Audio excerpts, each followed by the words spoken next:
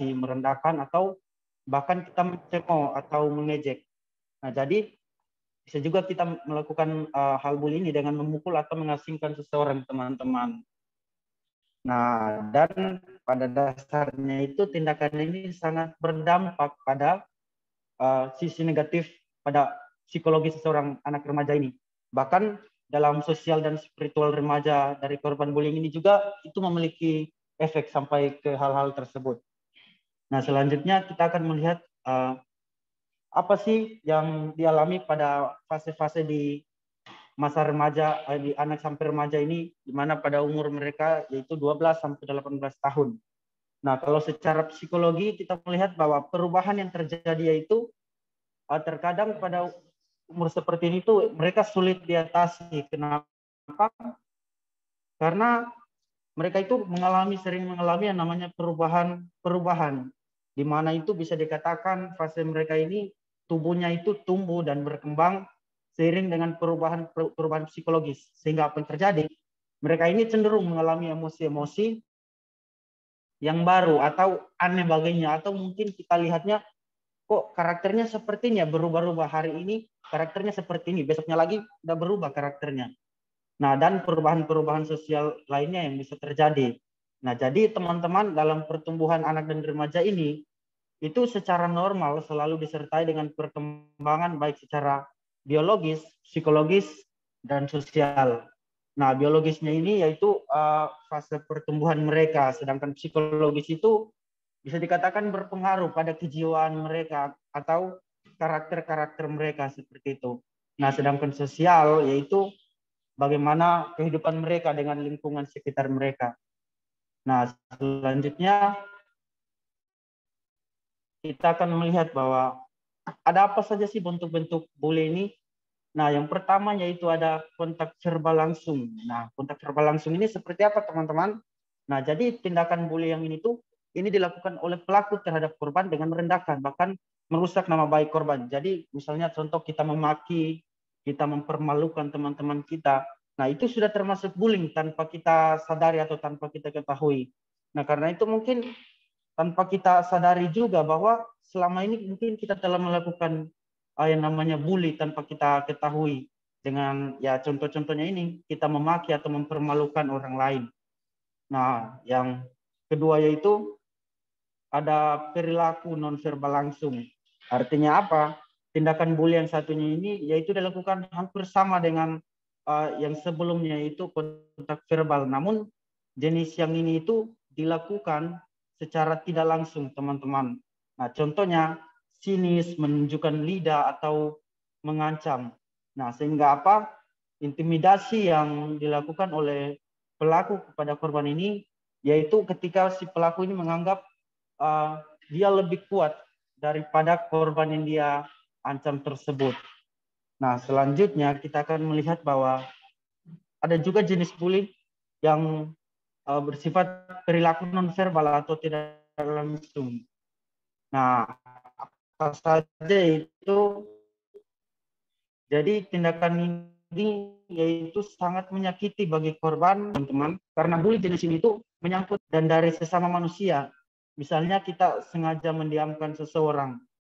Nah, jadi orang tersebut cenderung akan merasa tertolak. Karena apa? Karena tidak ada respon timbal balik dari diri kita. Ya mungkin saja kita pernah melakukan itu terhadap mungkin teman-teman sekitar kita. Kita tidak meresponinya, kita mungkin tidak menghiraukannya, bahkan mungkin kita ya seperti contohnya kita mendiamkan dia seorang diri tanpa kita mungkin memperhatikannya, kita mengasihinya dan lain sebagainya. Nah, yang keempat itu yang terakhir bentuk bullying yaitu kontak fisik. Nah, bisa dikatakan dari ketiga tadi yang sudah saya bahas itu, nah ini yang bisa dikatakan sedikit lebih agresif ya. Kenapa? Karena ini bisa dikatakan mengarah kepada fisik korban yang bisa kita lihat itu misalnya pelaku memukul, mencekik, menendang, mencakar, bahkan bisa sampai meludahi.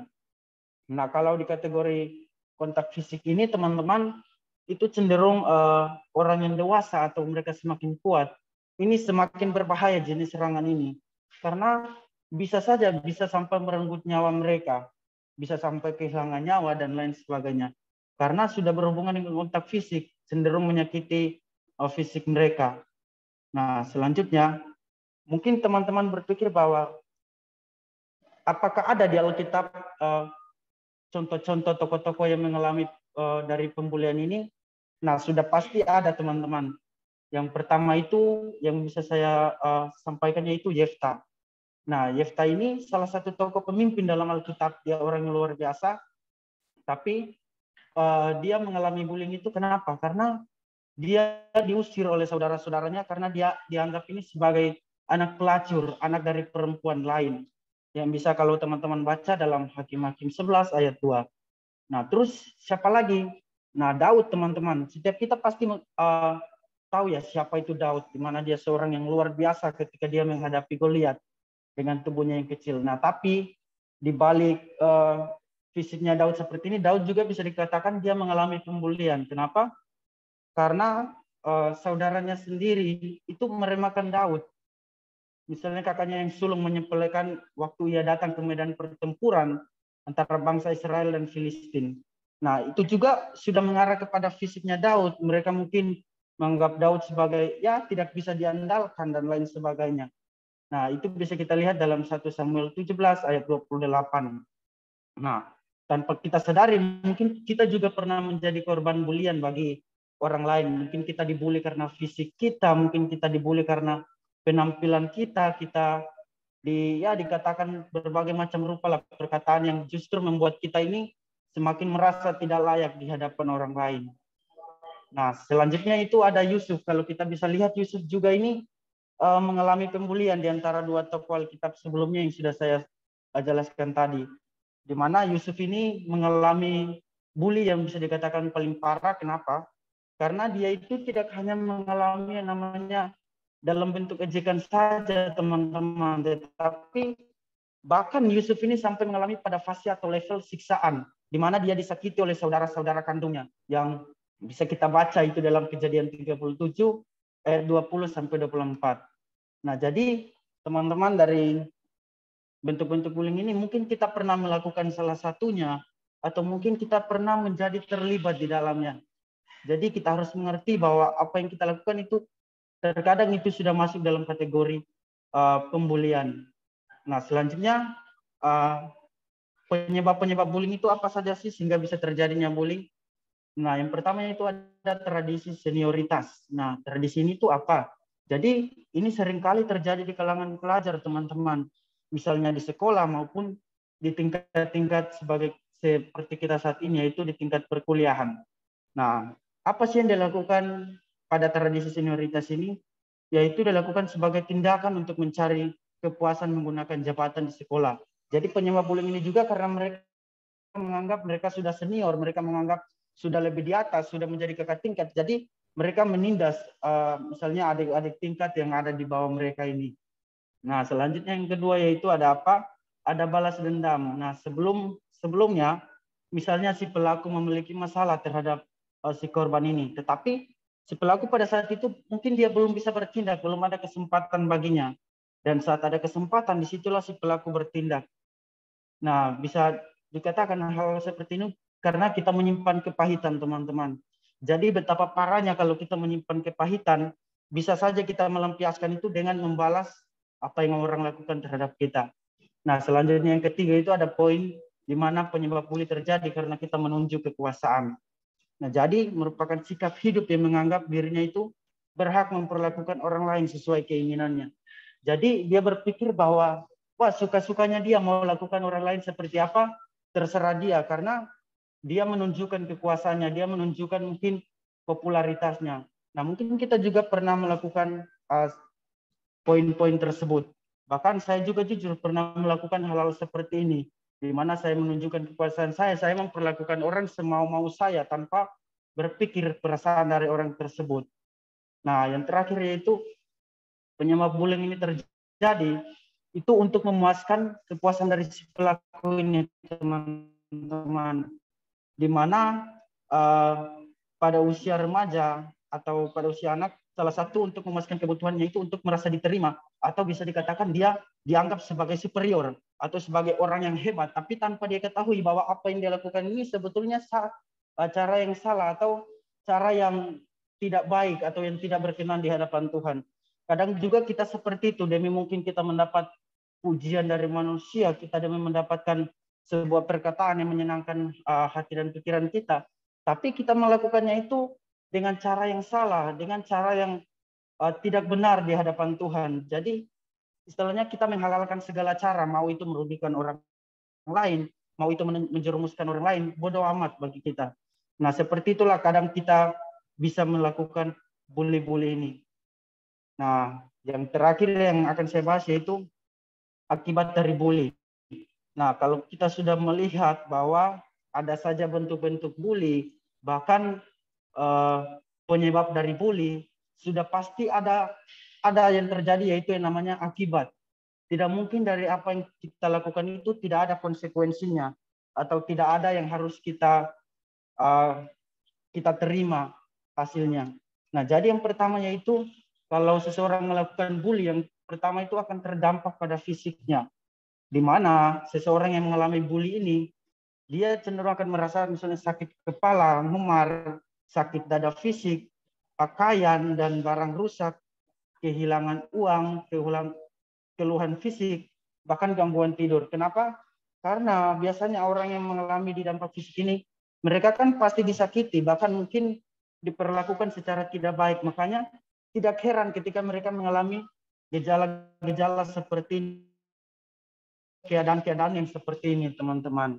Nah, selanjutnya yang terjadi dalam pribadi mereka juga, mereka mengalami yang namanya dampak psikologis. Nah, jadi dampak psikologis yang terjadi dalam pribadi mereka yaitu mereka cenderung mengalami emosi atau hal-hal yang negatif yang bisa kita katakan seperti mungkin mereka mudah marah, dendam, kesal, bahkan merasa tertekan, takut, malu, sedih. Nah, sedangkan dampak psikologis yang bisa dikatakan yang tingkat ekstrim yaitu mereka cenderung merasa cemas berlebihan dan ingin bunuh diri parahnya itu. Jadi kita bisa lihat bahwa pembulian ini sangat-sangat membahayakan karena bisa sampai merenggut nyawa seseorang, teman-teman. Nah, yang terakhir itu dampaknya apa?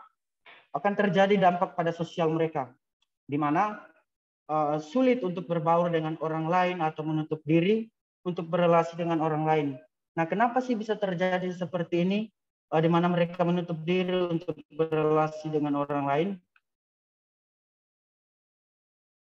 Karena perlakuan dari lingkungan sekitar ini membuat si korban ini memiliki konsep diri yang negatif dan ketidakmampuan untuk mempercayai bahkan mencintai orang lain, sehingga apa, ketika dia melihat orang, dia mungkin sudah merasa trauma dengan hal-hal yang dia alami sebelumnya, sehingga apa, dia mengalami rasa ketertolakan, dia merasa mungkin ketakutan yang begitu sudah berlebihan dalam dirinya, sehingga dia menjadi orang yang tertutup di dalam pergaulannya, di dalam mungkin dia dalam sebuah lingkungan yang di mana dia situ melakukan interaksi dan lain sebagainya. Nah, jadi teman-teman, dari poin-poin yang tadi yang sudah saya jelaskan itu, kita sudah mengetahui bahwa betapa parahnya kalau kita menjadi seorang pelaku dari bully ini atau ketika kita menjadi korban dari bully ini. Nah, karena itu saya mau bilang bahwa kalau kita sudah tahu betapa parahnya efek dari kita membuli ini, bahkan menjadi korban bully ini, janganlah kita menjadi salah satu bagian dari yang poin-poin tadi sudah saya jelaskan. Tapi kita harus menjadi berkat agar dengan kehadiran kita, lingkungan sekitar kita itu bisa diberkati atau mereka bisa merasakan bahwa kehadiran kita itu membawa dampak yang baik di lingkungan sekitar. Nah, sekian yang bisa saya presentasikan. Selanjutnya akan dibawakan oleh rekan saya, Ruth Febrian.